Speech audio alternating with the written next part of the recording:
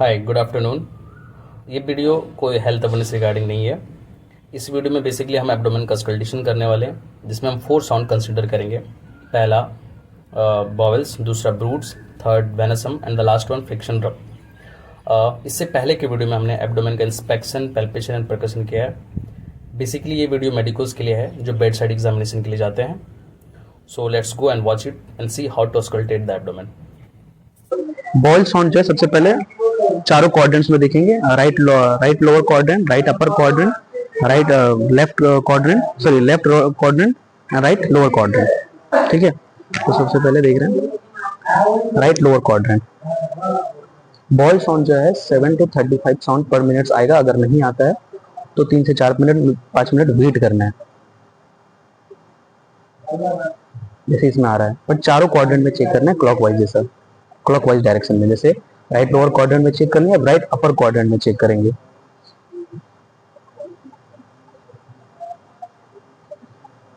आ रहा है, देन फिर लेफ्ट अपर क्वाड्रेंट में चेक करेंगे, देन फिर लेफ्ट लोअर क्वाड्रेंट। ये था बॉयल साउंड।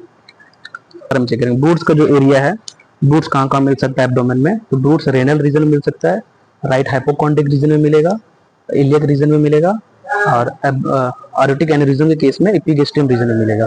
तो सबसे पहले चेक करते हैं जो रेनल रीजन है। रेनल रीजन में रेनल स्टेनोसिस के केस में मिलता है, जिसमें अम्बिलिकस से 2.5 centimetre above and lateral to the umbilical region. That means यहाँ पे चेक करना है। अगर रेनल स्टेनोसिस का केस है तो यहाँ देखने को मिलेगा,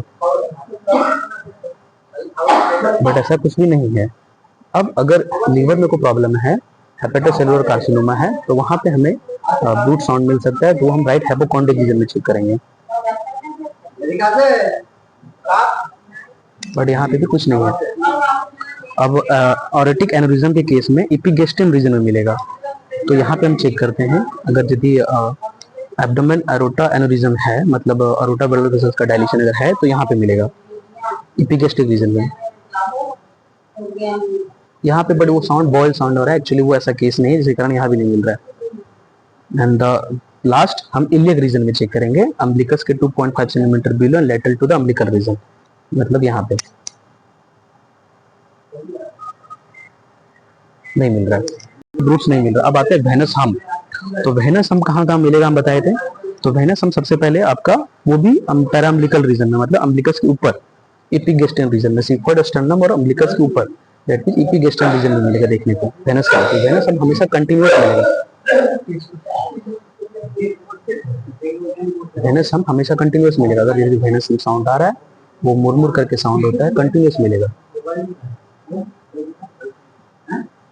बट ऐसा कुछ है नहीं। ब्रूट्स जो है वो हार्ट के सिस्टोलिक साउंड के साथ कोइंसाइड कर जाएगा, बट जो वेनस हम है कंटिन्यूअस मिलता रहेगा, बट वेनस हम भी नहीं मिला। अब हम देखेंगे फ्रिक्शन रब। फ्रिक्शन रब जो बताए थे कि वो लीवर के केस में राइट हाइपोकॉन्ड्रिक रीजन में मिलेगा, और स्प्लीन में लेफ्ट हाइपोकॉन्ड्रिक रीजन मिलेगा। तो लेफ्ट हाइपोकॉन्ड्रिक में चेक करने के लिए यहाँ पे राइट अपर क्वाड्रेंट में प्लेस करेंगे। अगर यदि कोई any kind of infection, inflammation, ascites या फिर एब्सेस हो लीवर में, तो फिर वो फ्रिक्शन रब साउंड मिल सकता है, बट ऐसा कुछ यहाँ है नहीं, तो नहीं मिलेगा। ऑफ कोर्स यहाँ नहीं है तो शायद स्प्लीन में भी कुछ प्रॉब्लम नहीं है।